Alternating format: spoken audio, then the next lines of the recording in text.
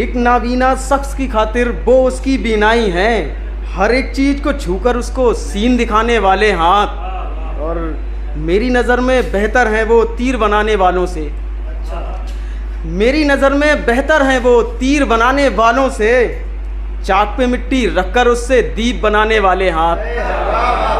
शुक्रिया शुक्रिया शुक्रिया शुक्रिया शुक्रिया शुक्रिया। मेरी नज़र में बेहतर हैं वो तीर बनाने वालों से, चाक पे मिट्टी रखकर उससे दीप बनाने वाले हाथ।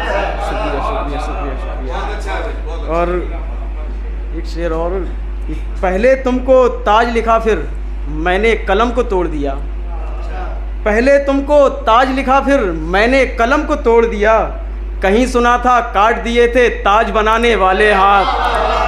शुक्रिया शुक्रिया शुक्रिया शुक्रिया।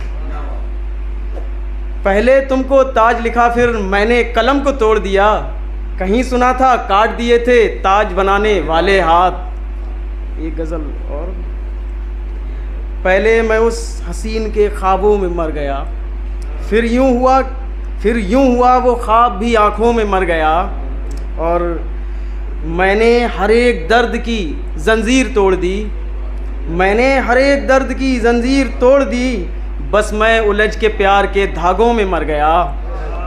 और खुशबू के साथ साथ फिर रंगत चली गई, खुशबू के साथ साथ फिर रंगत चली गई, रखा हुआ एक फूल किताबों में मर गया।